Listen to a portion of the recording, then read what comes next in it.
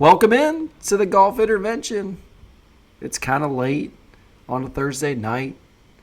Rob Fales is a bachelor. Where's the wife and child? Rob, where are they tonight? Are they out of town? They're down in Hilton Head, South Carolina right now. Wow. Yeah. That sounds nice. Soaking up the sun. Yeah. You got a few days at the beach too, I assume. Mm-hmm. I did. Yep. Got nice and sunburned. It was awesome. Yeah. If those of you that don't know Rob Fales and what he looks like, although this will be on YouTube, I think, so you'll see him. He's got that fair skin. He's a fair skin guy. Mm-hmm. True story. I've never had a sunburn really, but I'm dark complected, so Come on. it's true. True. I've had a little right. nip of a sunburn, but nothing serious. So anyway, here we are, Golf Intervention, back on the air. Robbie was traveling, as we just talked about, so we missed kind of recording. And the week before, we did a great outline for tonight's episode. We were ready to record, and then I just didn't feel well, so we kind of missed it. So we're a couple weeks out, and I apologize for that. But, this time of year is tough, man, because we're working a lot of hours. A lot going on in May when you got kids graduating high school and things and all the stuff that wraps up at the end of the school year I've got 4 kids. There's a lot going on. So I'm glad we put out any episodes. I feel really accomplished there. And tonight's episode, I'm pretty stoked about. I think it's very much true roots, golf intervention style. What is it going to take for you as a player to get to the next level of your game? And if you don't know about the Golf Intervention, let me just fill you in if this is your first time listening. We look at the data. We look at the learning. We look at the science. We look at the practice strategies. We talk about the psychology of this thing. And we basically take real data, and we've broken it down. We get a lot of it from something called GameForge, which you all should sign up for and use. And what we do is we basically break players down into 3 kind of /4 levels, because we do say that there's a tour level. It's so minute. Tour level is so minute. Mm-hmm. And frankly, those people are not human, but they're aspirational, right? They do things at a level that's just, you can't even believe. So we basically break you down from basically beginner golfer to bogey golfer-ish, maybe a little better than bogey golfer is a level 1 player. Level 2 player is that sort of between level 1 and scratch, which a scratch golfer, we say, probably shoots, not 72, by the way, on average. It's like 76 or 77 scoring average is level 3, down to then this aspirational tour level. And what we're going to cover tonight on the Golf Intervention is, if I'm level 1 player, what are the 3 things I could work on right now in season, okay, because we're in the season, to get me maybe to level 2. And if I'm level 2, same thing for level 3, and level 3 to tour player. Or what does a tour player do better than a scratch golfer? Which the answer is everything. Everything. and astronomically better. Just curiosity, do you think that a level 2 golfer is, if I'm an 85, this is just a philosophical question, is an 85 shooter closer to a scratch golfer than a scratch golfer is to a tour player? Yeah. Isn't that wild? I don't think people realize that. I would totally agree with you. And we don't need to discuss all the data as to why that is. However, it's important. They're good. They're really, really good. So let's dive in. What do you think? You have anything to add before we get going? Golf intervention-wise? Anything good? No, I'm fired up. I'm fired up too. Now, let me tell you why I'm fired up. I'm going to go back here for a second. I'm going to step backwards. I've got some stories to tell you. So I got an email today from an avid listener, really nice guy. Came to see me for a lesson. He's a guest of a member, wanted to come see me. We did 1 lesson. He sent me this text. I don't know, did I send you the text that he sent me? Yes, yeah. What a phenomenal thing. I think we've done 1 lesson. And the text basically said, I'm going to paraphrase because I can't find it right now. I'm playing the best golf I've played in 20 years. Scoring average way down. I shot 3 rounds in a row or 4 rounds in a row in the low to mid 70s, which is, he's a 12 handicap coming for a lesson. And I have to tell you, because he told me coming into the lesson, we've communicated, some of it, and a lot of it, was what we worked on in the lesson for an hour. But a lot of it was also golf intervention stuff, where he's thinking about stuff like, what is a disruptor? How do I avoid them? What do I need to practice? Like, what is my skill? Like, he's going through what we're about to talk about tonight, and he's thinking about it. I get emails almost every day or people coming up to me saying, what you and Rob are doing is really great. I'm really enjoying it. I'm learning so much. I've played golf my whole life. I'm seeing it in a different way. We decided to do this because we were tired of people kind of trying to find answers in a really good way, positive energy, trying to sort it out, and then go in the wrong direction, right? Finding a swing tip that doesn't work, or, I'm going to try this thing. You know what I think it is mostly here, Rob? And I'm fired up on a Thursday evening, apparently, is it's a misinterpretation of what they're hearing. A lot of times, like, I can't watch a video and go, oh, swing plane, I can do that, like, and not, how do you have feedback on that, right? And so then everything tends to be interpreted a little bit off, and then it throws their game into a tizzy. That's what I see. For me, it's just nothing's in context, typically. You get a tip that, a golf instructor may have just had 3 lessons in a row of working with people hooking the golf ball, right? And what they've given all 3 of these players are something to get the face more open to the path, maybe. And then they see some results, they see things going in the right direction, and then they get excited, like, oh, this must be really important. And so they make a video like, do this in your backswing or do this coming down. And sometimes they'll even say, and I hope they do, that, okay, if you're hooking the ball, think about this. But a lot of avid golfers, right, that contextual piece, they just skip right over it, right? They don't really think about, oh, he just said that this is if you're hooking the ball. I don't hook the ball. Maybe I shouldn't worry about listening to this piece of information. They just consume the content, and they think that it's applicable to them, and it might, and sometimes it could help get them on the right track, but 90% of the time, it doesn't. And so then they're just working on something that's not relevant to them, or might even get them going further down the rabbit hole that they're already going down. And so really, when I remember we had this conversation right before we started the podcast, not tonight, but before we started this thing, and my big thing was, I think we need to put everything into context and get golfers to understand, who am I? Why am I consuming this piece of information? And then how am I actually going to apply it and interpret it and take it out onto the golf course? So I completely agree with you. I think that's why we're seeing a trend going in the right direction with our listeners, is because we're getting them to think about things more in context. It's been so cool. And I've had some really fun conversations with people about it and stuff they're learning. I want to talk about the last episode too, because if you really think about what we're talking about right now, is we're basically saying, here's the process. Okay, we give them performance ideas. Like, we're going to talk about some performance parameters tonight, okay? Yep. So we're going to start off today, level 1 golfer. You're beginning the game, you're learning the game maybe. See, to me, level 1 starts with players that don't even keep score yet, and then they just start to keep score. Out of a level 1, a couple that's a level 1 golfer, both of them, they're kind of right at retirement age, new to golf, really loving it. They each take a lesson with me each week. Really, really great. Great learners, very thoughtful. They diligently practice, and they've just played 5 times. That's all. They played 5 times, 9 holes together. They're on this journey exactly together, which is so fun. And what I told them was, have you started to keep score? And they're like, no, we haven't. I said, that's good. I don't worry if you're keeping score, okay? Here's what I want you to do.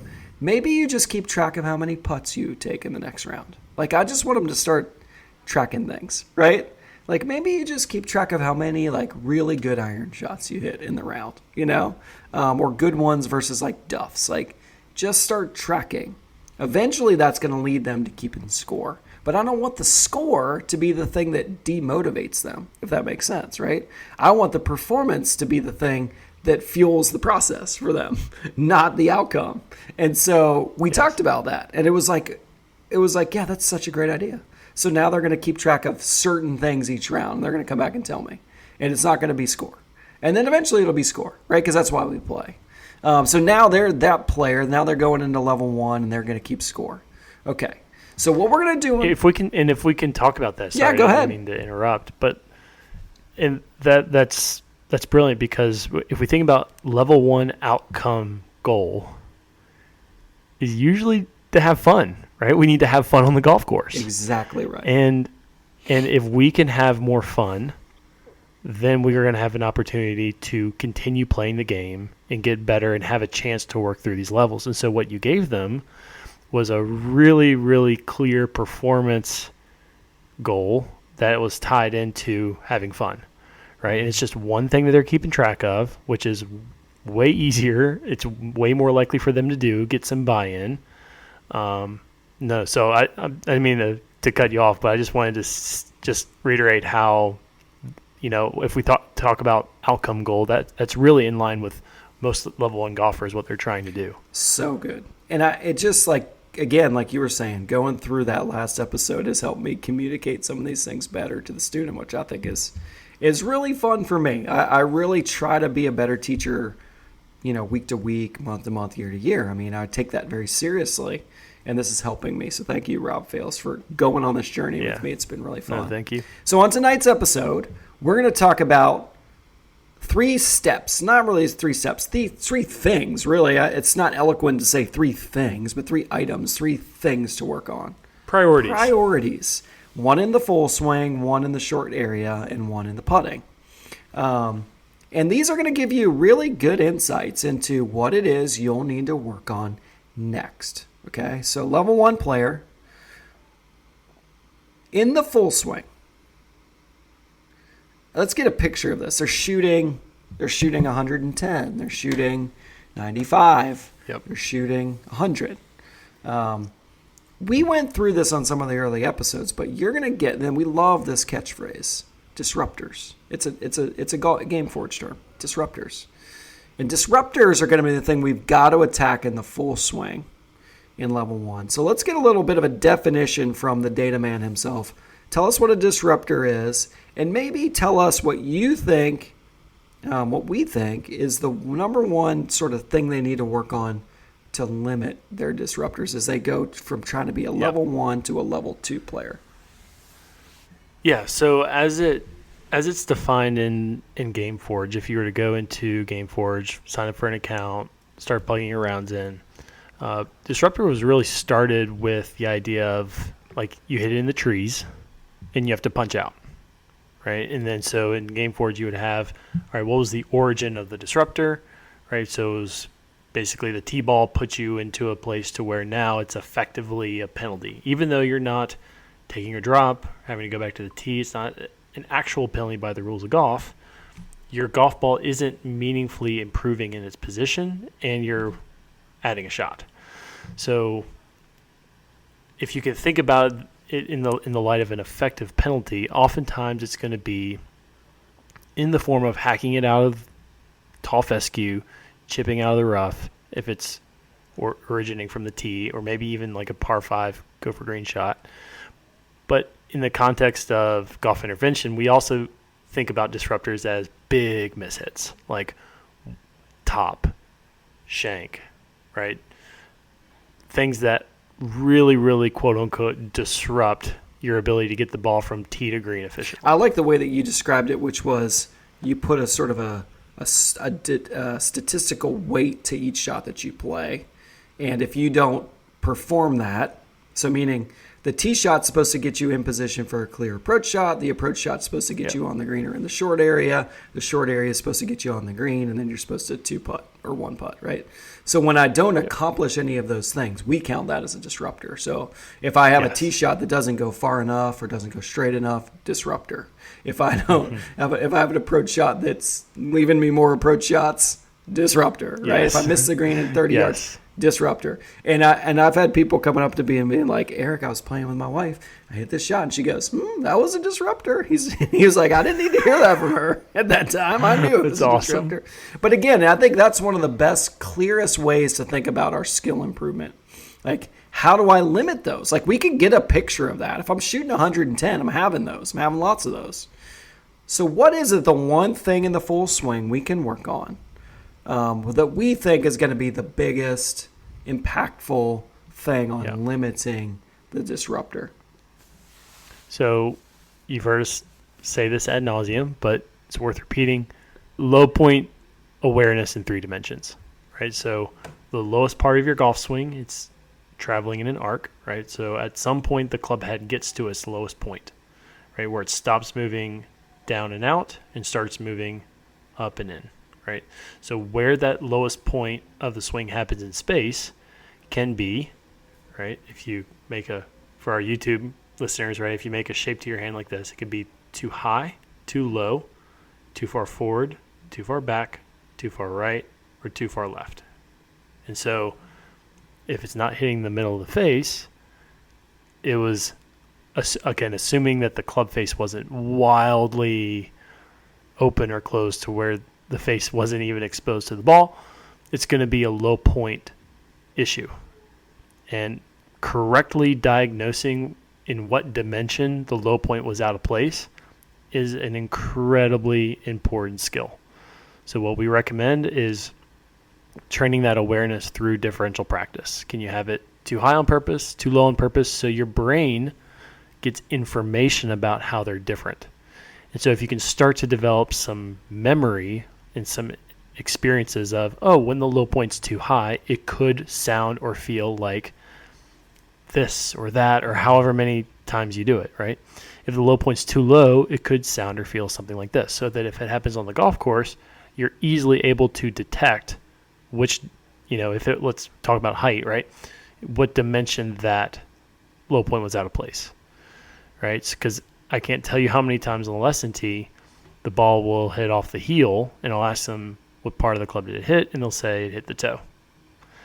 And through doing differential practice, if you're hitting the heel on purpose and the toe on purpose, now your brain's getting information about how they're different, so you're more likely to detect where it's hitting on the face. And then not only are you more able to detect where it's hitting on the face, but you're also giving yourself a library of feels that you can call upon when you notice a pattern to start to move you towards the center of your club face. So 3-dimensional low point awareness, adaptability, and predictability is going to be the biggest priority for shots to green for level 1 golfers. Something struck me the other day when I was setting up for my ladies clinic, which I love every week. I teach a couple clinics for beginner ladies, and I always do the full swing. Typically, I do the full swing part. The great Summer Lee handles the short game, and it just struck me a little bit. I was thinking about the ladies. I was thinking about some of this stuff, and I thought, we're going to work on low point today. I'm gonna show them how to just scratch a line with a tee in the grass. So you can do this for training. Take a tee, scratch a line back and forth in the range grass, okay? So that you could put a ball on it, or don't even need a ball on it. Put your club right on the line, and this would be perpendicular to your target line, by the way. Okay, so it's not horizontal to you; it's perpendicular.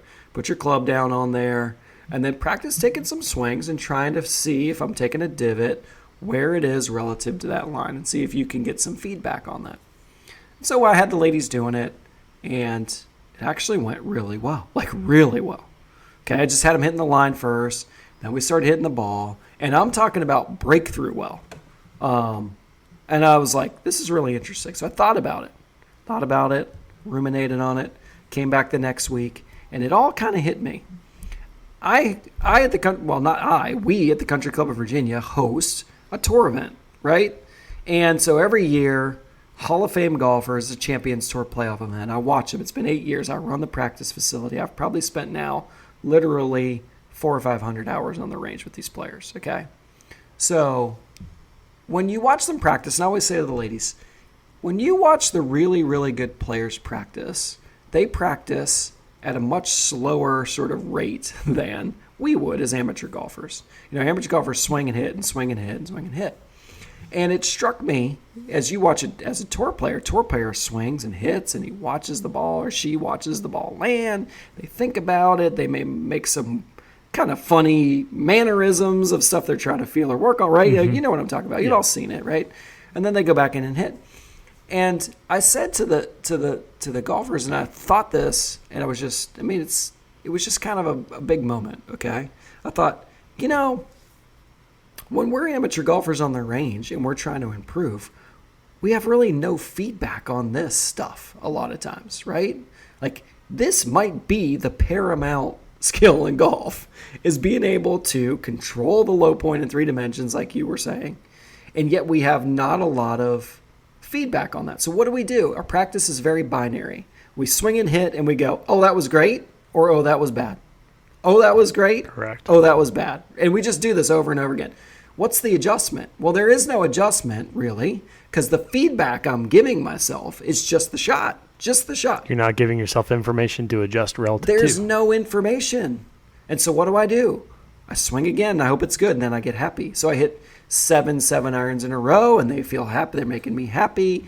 I get the big, endorphin rush from my brain. All the happy chemicals release, okay? And I'm good, and my self-worth goes up, and I'm good. I can control the ball. Golf doesn't work like that, as we know. I got to go out in an environment, hit one ball at a time. And so I was telling the ladies, I'm like, listen, I've always taught to them, you need feedback in your practice somehow to be able to judge what you're doing. And I said, in the full swing, it can't simply be, was it a good shot or was it not? Because guess what? Your intention hadn't changed. You made no adjustment. Bad, good, happy, sad, happy, sad. We're just rolling the dice. We're just rolling the dice. And that's why we don't push forward, okay? So in this, and now we're taking a long time, I promise, every skill on this, because we're going to go through like 12. We're not going to take this long. This one's probably the paramount thing that we build everything else off of in golf. And if you're a level 3 player trying to play the tour, in some way, shape, or form, you're still working on this, okay? In your level. So point being, when you get out there, you can't just swing and swing and swing and swing without feedback. It doesn't help you. And so you just end up with the same. This is why you spin your wheels, right? So if all you do the next time you go out is scratch a line out there and practice hitting the grass in a place relative to that line, like Robbie said, hit the line forward, hit behind the line, like miss the line, put a ball down, hit the ball with the line, hit behind it, like on purpose, like try and do all these things and build a feedback loop for yourself. And then notice what the ball flight does. Then see if you can do it on command. This is the foundation of getting better at golf, and almost no golfers work on it. Almost none. And I think that it really hit me when I just thought, man, I watch these guys. I watch Bernhard Langer practice. You want to talk about a thoughtful practice session? Watch Bernhard. I mean, it's unbelievable, okay?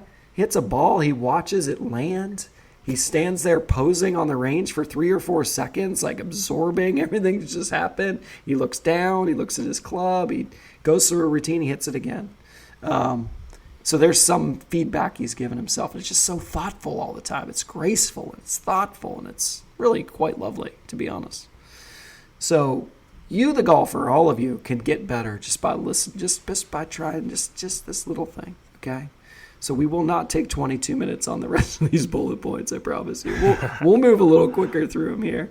But that is, I think that's what we wanted to cover with the low point control level 1, limiting disruptors. We've got to be able to hit the ball solid more often, and we've got to figure out how to train it. Anything else you want to add to that? Can Dr. Scholl's Odorex foot spray. Perfect. Does the trick, right? Just spray it. See if you can get one on the heel, one on the toe, one low on the face, one higher on the face, and then something in between. So good. All right, so then we're going to go to short game. One short game skill. Like, what's the picture here? What we've kind of said for level 1 golfers is if you're off the green in that short area somewhere inside of 40 yards to the middle of the green, your goal is to get it on the green in any way, shape, or form. One shot. Yep. To get to level 2, that's not going to be the goal anymore. I actually have to develop a little bit more ability to control the ball. And that's what this skill is. The skill is controlling ball. So as we're talking about building skills through the levels, controlling the ball is the key. So now in level 2, I've got to start hitting it a little bit closer to proximity at times, don't I? What's the terminology we use here, GameForge terminology? Yeah, so on the green in one shot will take you through most of level 1. Then to get back end of level 1 into level 2, you start to need to get a certain number of what we call P12s, which is just getting the ball to stop within 12 feet from the hole. And then a percentage of those need to be actually inside 6, but it's a lower percentage. So I think what's really interesting, I was looking at this earlier, is that basically every golfer gets the same number of shots inside of 6 feet for a round. It's always around 3. Really? Yeah. We're talking about from Every golfer gets about 3 shots inside, or needs to get about 3 shots inside of 6 feet around. so any approach shot inside 6 feet. So it could be Short game. from the short game. Okay, interesting. Which is, it's funny, right? So like level 1 golfers, they have 15 opportunities. They got to get 3 inside 6. That makes sense. Percentage. PGA Tour player has 5 opportunities. They need to get 3 inside 6. Percentage. Okay, I'm literally like, Yeah. that's such an interesting tidbit. It's a really cool, yeah. So that's how data works, right? Like this is a visual. Everybody needs to get 3 inside 6. But again, that's a little bit of kind of putting the cart before the horse. To get mostly through level 2, approaching level 3, P12 is going to be your number. So P12, and if I'm going to be getting it on the green, this is kind of what we're talking about. So that's the performance, right? Yep. So outcome in level 2, right? We're going from fun to kind of being more intense about how we're doing it, right? Because that, it doesn't take a whole lot of stress or effort to really get that steep side of that learning curve into level 1. Like you can just pretty much put in effort and you're going to get better through level 1. But then once you get into level 2, just effort isn't enough, right? You need to put in focused effort to start to get through level 2, which is more stressful, right? So we say like level 1's kind of more fun motivation, level 2's more intense, level 3's kind of more guidance, right? So these are more intense golfers, and then their performance goal for short game, like we said, is going to be P12, and then their process goals are going to be starting to match kind of trajectory and landing area relative to the shot that they're trying to hit. So now, like a beginner golfer, we're basically saying putt everything you can putt, play it along the ground. If you can putt it, putt it. If you can't putt it, chip it. If you can't chip it, pitch it. Now right? we're trying to. Now we've got to develop that ability to control a height of the shot a little bit. Is all we're saying. So right. Like a higher percentage of. You can still probably putt quite a few to get them inside 12, but now it's a lower percentage of situations where you can putt it inside 12 feet relative to just being able to putt it on the green. Yeah, because again, as you're trying to visualize, if I'm rolling a ball, if it's coming down a slope, or if I don't have enough green to slow it down, I've got to now start to slow it down with either spin of the ball or trajectory. And then this player, we're talking a little bit more about trajectory. Trying to get the ball up and landing softer. Yeah. Spin will come into play. We'll talk about that shortly. So you got to develop a pitch shot, essentially. You were putting and chipping before. Now you can develop a pitch. We're probably not going to adequately today communicate that on the podcast, but you should all know what a pitch shot is. You're going to start using a sand wedge, for the shot, or a lob wedge most of the time. Hitting the ball a little higher in the air, landing a little softer. Yeah, pitch shot's going to, like the carry roll ratio is going to be about 1-to-1. Or, could actually spend more time in the air than on the ground. Yeah, and so that's a skill you're going to have to develop. If you don't have it, I will say low point control comes in a lot there too. So absolutely. It's a huge deal. Yeah. We're not going to get deep into that tonight. That'll be something maybe we'll follow up with. This could be a good Substack topic, but today we're just going to kind of leave it as you got to learn to pitch the ball. Okay, if you don't, go to a clinic, take a lesson, come to a short game, something. Learn to pitch it. Don't go to YouTube. Bad place to learn how to pitch it. So let's go to putting. Putting now. We just had a long conversation about level 1 with this putting thing. So I think the picture to me here is that in putting, we're trying to develop a feel of being a better putter. What does that mean? What does that mean for me? And I think the beginner golfer is like, Eric, if I can figure out which direction it's generally going and get it in 2 or 3 putts most of the time, I'm really happy. Now I'm starting to keep score. I've always said that you don't really care about putting until you start keeping score and wanting the score to go down. Then you start worrying about putting. And we know, okay, I'm going to limit 3 putts. Okay, everybody, we know that. We get it. What's the data say? What is a little bit deeper? What's a nugget there, Rob, on putting as you're developing from someone who maybe shoots in the hundreds or 90s to someone that shoots in the 80s? Like, what is the difference, or even in the high 70s? Yeah, so really for level 1 golfer, like we've said before, number 1 priority is proximity, right? If you can get the ball to stop as close to the hole as possible, you're going to be giving yourself a much greater likelihood of 2-putting and getting out of there.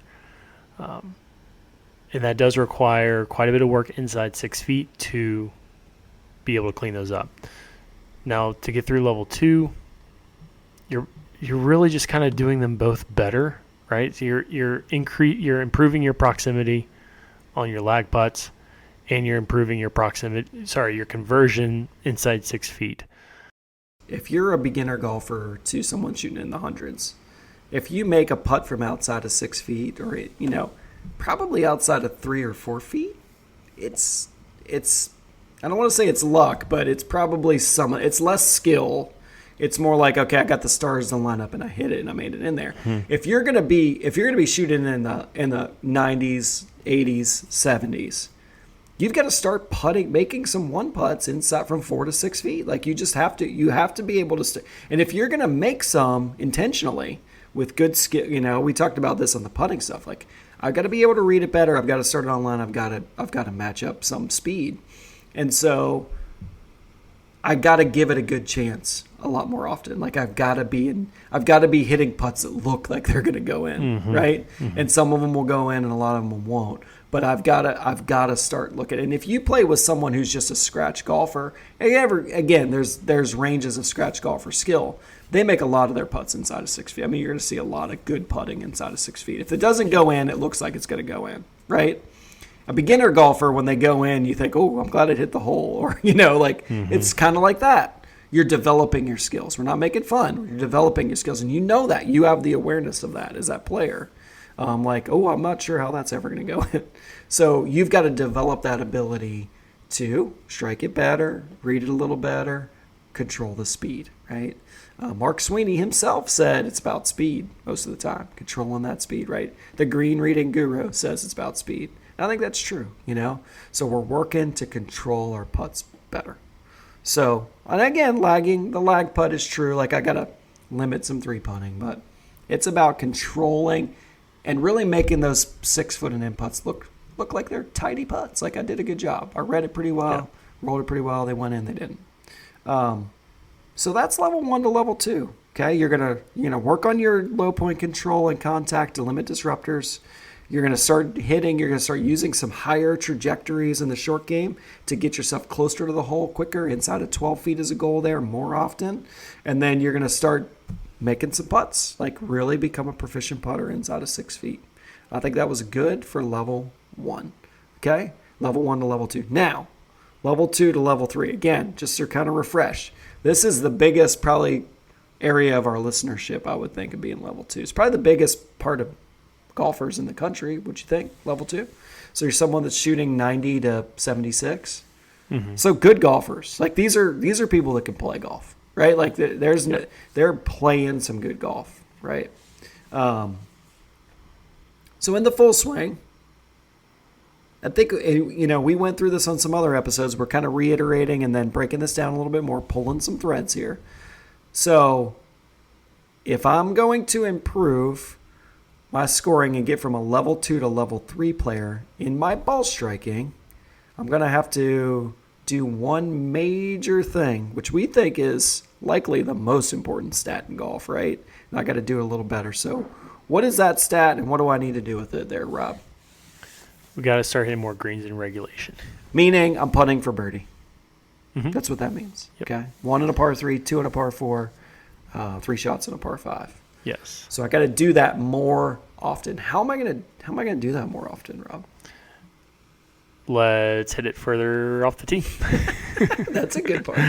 Okay, so yeah, let's hit it further off the tee. And again, there's still a strike dispersion component to it. So the strike dispersion is still coming down, but to get through level 2, we need to start hitting it further so we can hit more of our par 4 greens and reg. And then starting to manage face relative to path is going to be the big added one, I think. Yeah.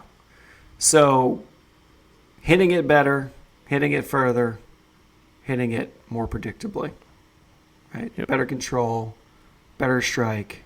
Yeah, like you farther. start to more accurately predict, this club goes about this far. I'm into the wind, I'm a little uphill, right? You start to be able to make some of these adjustments and improve the likelihood that you get the ball in the green. Whereas level 1 to level 2, again, we're hitting more greens, but the shots to green is coming down a lot more because we're reducing those disruptors. So there becomes a moment too as an instructor where if people come to you with a goal, an outcome goal, like I want to be this handicap, or I want to win the club championship, or I want to whatever, where you have to be pretty honest about, can you hit the ball far enough right now to do that? Mm-hmm. Right? There is sort of, and we talked about that on an episode. I think we kind of gave some base up. At least I remember doing that. Mm-hmm. We gave some baseline, maybe data on that. But at some point, you're not going to hit more greens in regulation if you don't hit it further. Because if you hit it further, you hit it higher. And you're hitting shorter clubs into greens that land steeper. You can control them easier, right? The face path is easier to control because I have more loft. So I spin the ball sideways less. And it's traveling less long in the air. So it's, those angles of miss become tighter. And yes. I can land it steeper. So descent angle becomes a really big thing so I can hit it on the green. So speed control becomes maybe that thing here where I gotta hit it a little further off the tee and I gotta control a little bit better. Correct. Yeah, and obviously as face and path get more divergent, ball speed goes down. As I start to hit it off the center of the face, ball speed goes down. Right, so you can think about adding speed, hitting it closer to the middle of the face, getting the face and path closer together. Those are all going to improve ball speed, right? So as we're adding ball speed, now our ability to push par 5s and 2, hit shorter clubs into par 3s and par 4s gets much, much easier to manage. I'll tell you a phenomenal story that happened to me a couple weeks ago.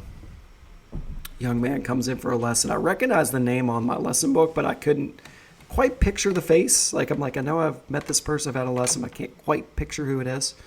And so he came in and he said, "You remember we did a lesson last year?" I'm like, "Yeah, I do remember." Because once I saw him, I remembered. I didn't remember what we worked on.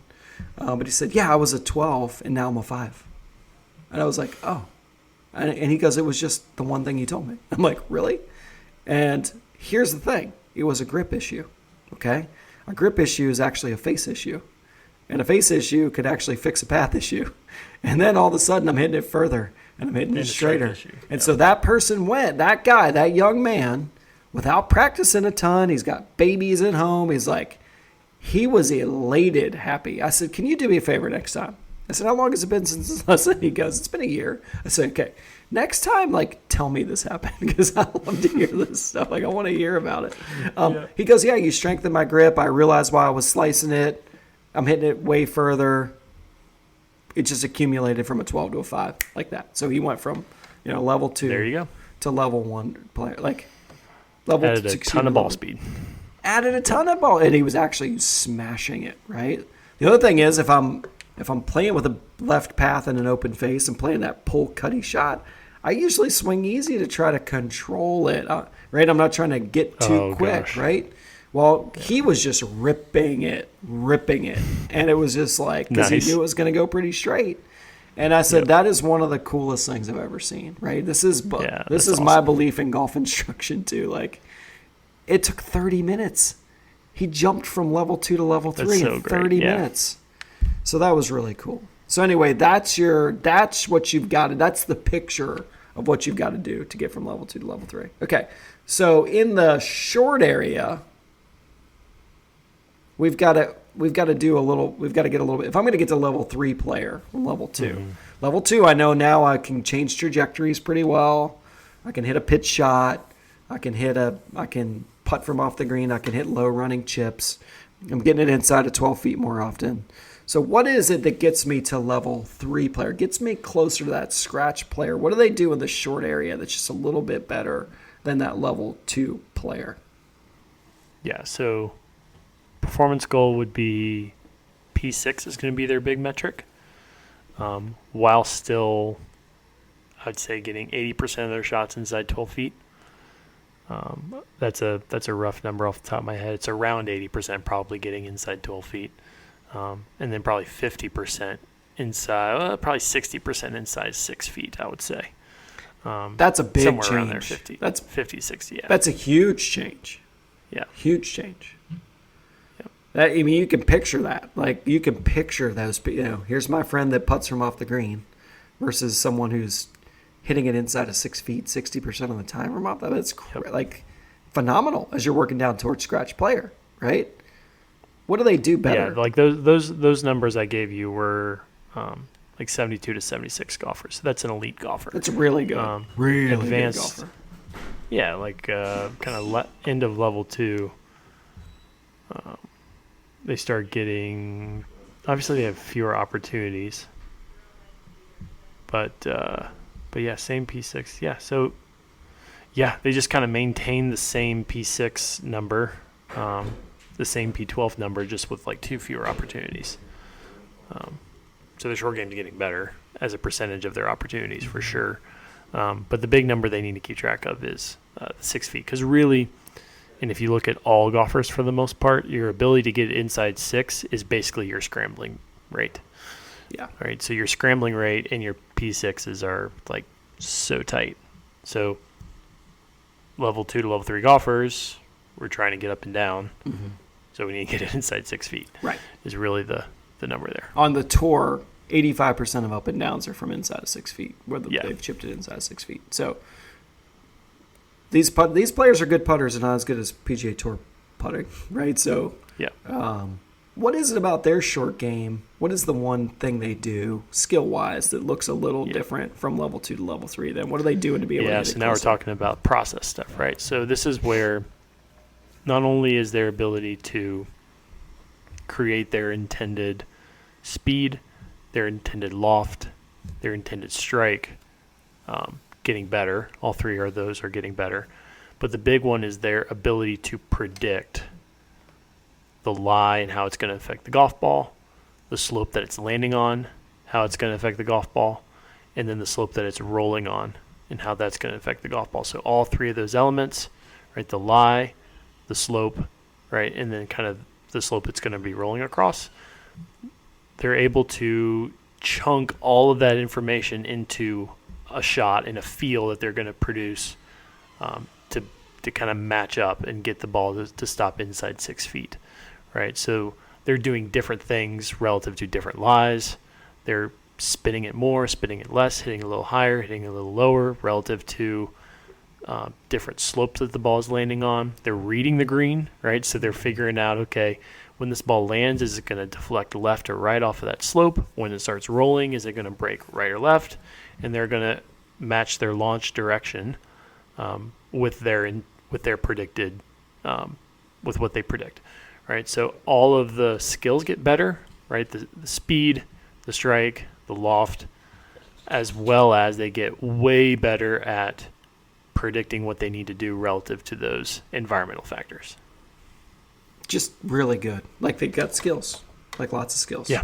And to me, and we talked about this before, if you can use spin now as we were using trajectory in level 2. Now we're going to start using spin, backspin of the ball to slow the ball down, which a lot of times allows us to play the ball over some slopes rather than rolling across them. I can fly over and roll it a little less once it lands, so that I'm not having to read as much, right, or judge as much of that slope. And I saw this big discussion about, Tiger lands every chip shot 6 feet on the green and lets it roll. And I just never saw that. I don't think he actually does that. I mean, he said it. Did you see the video I was talking about? Yeah. I'm just like watching him thinking, Tiger didn't That's do all. that. Yeah. Tiger hit those 20 20 yards away. Tiger was landing at 4 feet from the hole and just stopped it. No. So I don't know. No. It's funny when you listen to tour players sometimes say what they think they do, but I know. you it's know, just- when you study the data, they may not always do that. So if you could get the ball spinning and checking, you could fly it over a bunch of stuff that you don't have to judge anymore, right? Like, and then, so it's really pretty amazing. You have to be really good with your contact, really good with your practice, so that you can develop the feel of how far you want to fly it and how much you want to spin it. But that, you get really skill laden at that point. Like, it's just very, very heavy skill. Like, you see them being able to hit shots that a level 2 or level 1 player just can't hit. What I tend to see them do is they'll usually start with the most predictable landing area and then kind of work in from there, right? So as a general rule, and this comes from James Rudyard, but we like to land the ball on the green. Again, this is for level 2 into level 3 and level 3 golfers, right? So if we can land it on the green, we'd like to land it on the green. That's more predictable than landing it off the green.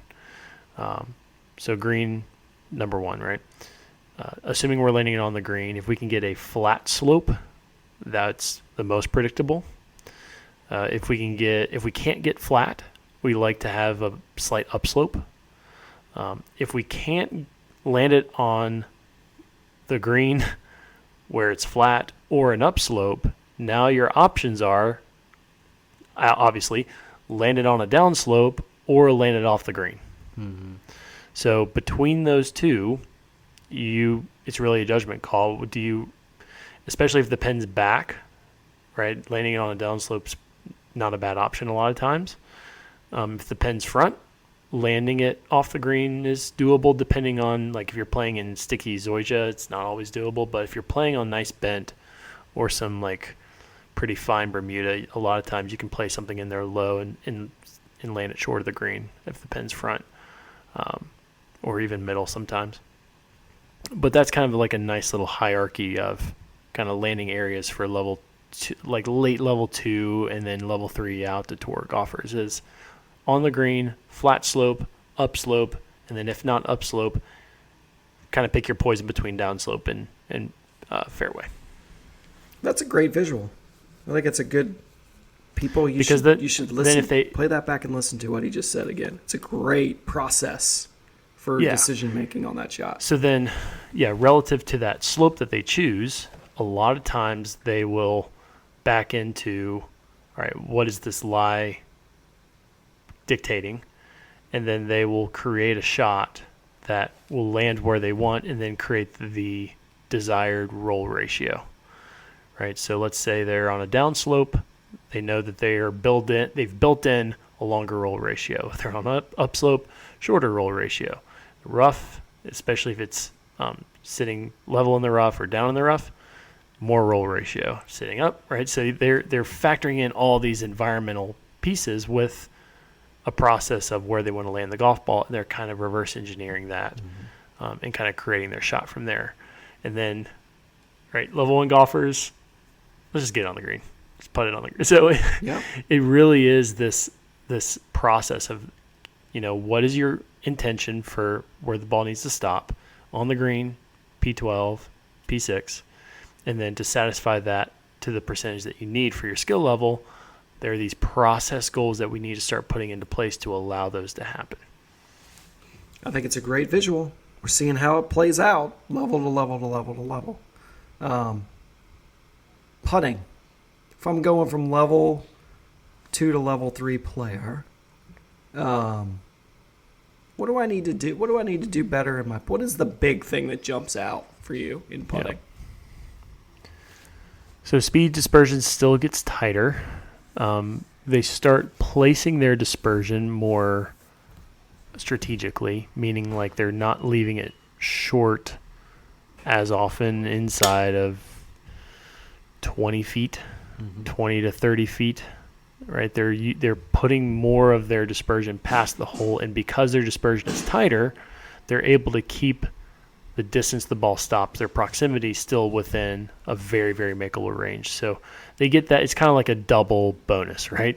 They get the shorter dispersion that then allows them to place it beyond the hole, right? So not only are they three putting less, but then they're making more because they're getting more putts in that sort of like optimal entry speed range. So those are the two big things. Biggest thing level 3 golfers are doing, though, is, again, just like the short game, their read prediction gets insanely better. Yeah. And that's why they're making so many more putts. They need aim point, is essentially what you're saying. They gotta be able to read the greens and predict it better. It's neat to see players go through. Have you ever had a golfer long enough to see them go from like beginner to kind of like elite status golfer? I had a junior. I had a couple. yeah. Actually, a couple. I had 3 or 4 juniors actually go from like not being able to hit it to. I had 2 juniors who signed and played D1 this past year. So From cool. what it worked out. Yeah, it was so great. And just taking them through this process, right, and seeing their performance improve. Is At like, the time, I didn't know what I was really doing, yeah. but I would just watch them play. I'm like, okay, we need to hit it better. We need to hit it better. We need to hit it better. Yeah. We need to hit it better. And then at some point, okay, we need to Putt do it some better. short game and some putting. It's yeah, it's pretty phenomenal. And if a kid's gonna go play D1, they hit it phenomenally well. Like they just They hit the all ball hit, phenomenally yeah. well. They And have there's- to. I've seen some mediocre short games in D1 players. Oh my gosh. Very mediocre. I've seen some tragic short games in But it's interesting, right? level 3. Because But they hit it so good. they hit it so good it doesn't matter that much. Like they're missing. They 4 don't give greens. themselves that many opportunities. Correct. And if they Right. flop one on the green, get one, kind of make one out of 3. And a lot of times they're like I've seen some level 3 golfers, elite like golfers playing at some of the highest levels. Say, well, I'm hitting 13 to 14 greens. So the 4 greens that I miss, I figure I can putt 2 of them inside of 6 feet. And so really on the other 2 that I need, just like, can I, if I'm in the rough, I'm pretty good. Like I just like chop it out on the green. So like, it's really only one, like they come and see me and they're like, okay, I need to help on this one shot around. Right. So amazing. it's kind of like a cool way to think about it. Like they have so few opportunities. They're probably going to be in the fairway for a couple of them. And they're thinking like, okay, I can just put this thing inside of 12 or 6 feet. So it's really just like 1 or 2 shots around where they really need it. It's kind of, it blows your mind and it just gives you that added context of how important tee shots and approach shots are to playing your best golf. It's by far and away the most important. It's very interesting. So that kind of a good segue between that elite status golfer and tour player. I mean, I don't want to spend tons of time on that. I don't think we have tons of tour players tuning in, listening, and thinking about how they need to get to tour to improve better in their tour improvement. But essentially, there's a You couple do all the of same things, just better. yeah, and so one of the ones, and Mark Sweeney mentioned this on the pod, that the biggest thing his tour players statistically in the ball striking they look for was something called an in position, right? Like they're sort of benchmarking an in position, meaning 20 feet now. I've hit it 20 feet and in for birdie. Okay, not just on the green, but 20 feet and in. And he gave a number like they need 6.5 or 7.5. I don't remember off the top of my head. Yeah, that sounds about right. It was one of those numbers per round. And if you think about it, on the so let me go back for a second. We were talking about is an 85 shooter golfer closer to a scratch golfer versus scratch to tour player, and when you factor in the pressure and the course setups that these guys play, Oh my gosh. their livelihood, the environment, the TV, the whole thing. I think adjusted. I saw some stat the other day that like I don't know if it was Scotty or if it was Tiger. I don't remember. Adjusted for course difficulty, their handicap would be like plus 12. Yeah, I saw that. Plus 12. Think about that for a second. Yeah. Meaning their score potential on a normal setup from the blue tees, the people you play golf with, their score potential each day is minus 12. I mean, that's like 60. It's just, right? So That's why handicap is not always. but it's a not always measurement. great. It's a measurement of their potential, which makes sense. Like I would say, if Yeah, you took them yeah, out yeah. to Birdwood True, and played yeah. them from 6,500 Oh, yeah. yards. Plenty of these guys shooting in, 60, 59s. Yeah. Oh yeah, for many. I mean, so they're so outrageously good Yeah. It's hard to even fathom, right? Yeah. And so in position, like I've got it on these tour setups, which for the ladies is long. I don't know what the ladies typically play, but they're pretty long courses. And the men are playing, 74, 76, 7,800 sometimes, just yards. And firm greens, and, they don't have a lot of rough all the time. We'll let that go. That's a discussion for another day. But they got to hit it. Oh, boy, are we getting into a rollback discussion here? We're going to leave that drop for another day. They got to hit it 7 times, basically, inside of 20 feet for birdie. Yeah, 7 or 8, Pretty amazing. Just to be able to compete out there. It's a pretty amazing thought that you could do that. Like, that's how good they are.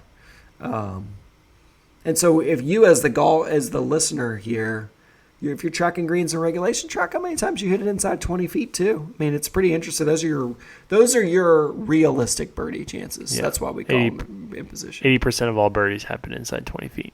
So it's a statistical probability that you could make one. Yeah.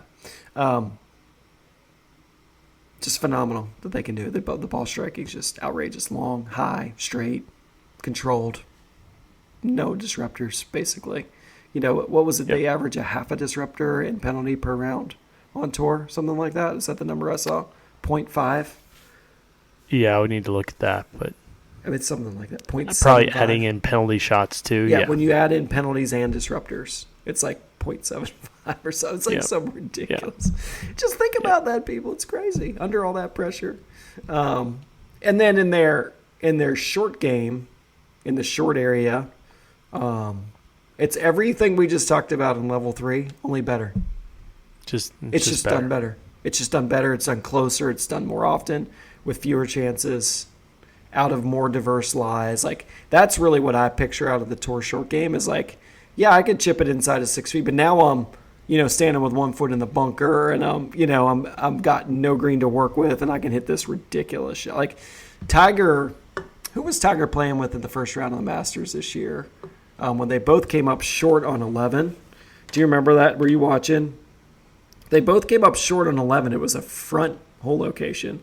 So they're on a downslope, both of them. Two different great golf. I can't remember who the other one was. Was it Rahm? No. It was Jason Day.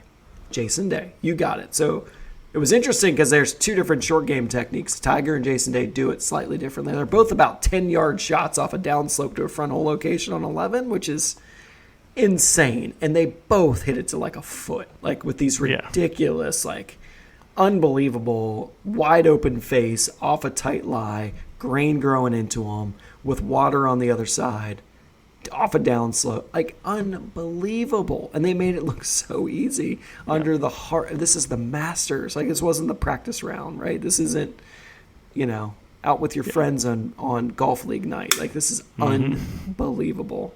And, so it's the ability to do that from even more diverse places, more adaptability, more skill, like just more.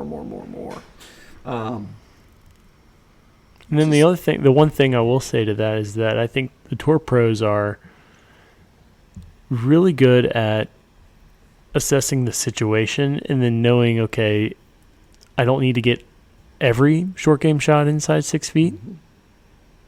Does this one really need to be one of them? Right? So like your back end college player they've gotten to that point because they're thinking, okay, I got to get everything inside 6 feet. Mm-hmm.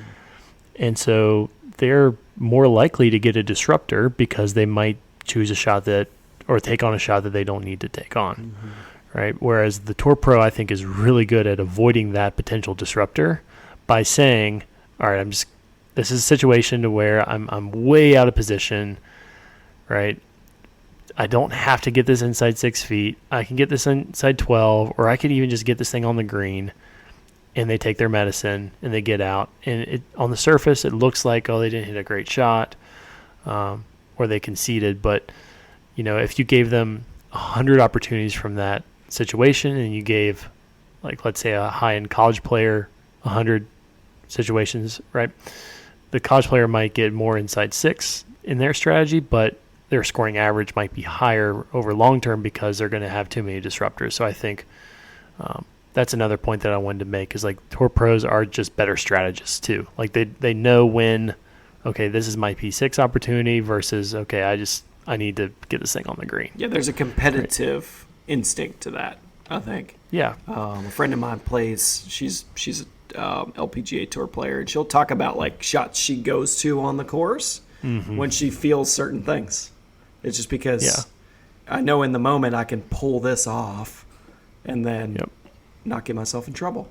Right? I can avoid disruptors, just like you were saying. Totally. So, and I was talking to a LPGA Tour caddy last week, Chris George and I. Chris set it up, and really thankful that he did. And it was just fascinating listening to him and how they talk about how they're going to plan out and kind of like, quote unquote, like attack the golf course. They're like, okay, we know that we need to get 8 balls inside 20 feet. Let's figure out where our opportunities are to do that. Let's figure out which holes we can do that. Which holes do we need to say, okay, it's great if we get it, but we don't necessarily need to get this one inside 20 feet, right? We can just, make sure that we're not making a double, right? Or, get out with a bogey or get out with a par on this hole, right? So, I mean, a lot of these tour pros, they're looking at the layout of the golf course and they've got these numbers in the back of their head. They know kind of what they need to do to put, 4 rounds in the 60s and have a chance of shooting 20 under for 4 rounds, right? And they're starting with the performance and they're working kind of back from that. So, and I think what they're also really good at is not letting that get in the way of their process and what is relevant when they're hitting a shot. So they take in all this information. They're like, okay, these are my opportunities. This is how I'm going to play the golf course. But then when it's time to actually hit the shot, they filter out all the stuff that isn't relevant, and they're very, very present and engaged in what are they actually trying to do, what is meaningful, what is relevant to hitting this particular shot. And so they do a great job of doing both, because a lot of golfers, they might have the right expectations, but then they're letting like the performance goal affect their process stuff. Right? Whereas we can have this performance goal, but we don't want it to get in the way of what we're doing process-wise. Because really the outcome, like anything that happens performance-wise, is, again, just a result. Right? It's we're not really putting our attention on it when we're actually hitting the shot. It just informs a little bit of the decision-making beforehand. So I wanted to make that point too, as far as what the tour players do so well, is they are so good at filtering out, maybe not consciously, but subconsciously and more not more kind of from a process standpoint, what is relevant, what is not relevant, and they're really good at placing their attention on what's relevant when it's relevant, which is in that 15 to 20 seconds that they're hitting a shot. Yeah, that's how they get there. I mean, that's the competitive mindset of those players is phenomenal. They can flip a switch like and just be pretty incredible. And then in the putting, again, I think Mark Sweeney mentioned how they're 50% better. Tour players are 50% better from 10 to 20 make percentage than a Division I college golfer. Like, that is just insane. 50%. Like I said, they're not humans, right? So you talk about read tolerance and start line tolerance is probably the key to making putts more. Like, I would think a D1 college golfer probably controls the speed pretty well. I mean, they're not 3-putting all that, but getting the read and the start line tight to where they can actually make the ball go in the hole. That's really the thing they're working on, I think, probably the most. And I think the other thing that tour pros do is, like, even though the dispersion on paper isn't that much tighter like than a tour pro, they place their dispersion across all sorts of the different putts that they see in a much more consistent location than college players. So, like, if you get a tour pro on an uphill slope versus a downhill slope, right, they're strategically getting their dispersion that would give them the optimal entry speed more often than the college pro is. Even though if you look at, the total size of the shot pattern or the putt dispersion, it might not be that much different. The tour pro is just placing that dispersion strategically more oftentimes in a more optimal place than the college players. So their speed is much better too. Speed and just the again kind of goes back to the strategy mindset. Like, this is what I need to accomplish to try to get myself to make these birdies or make this save or whatever it is. Because they are thinking more birdie. You know, this is where birdies are a big deal.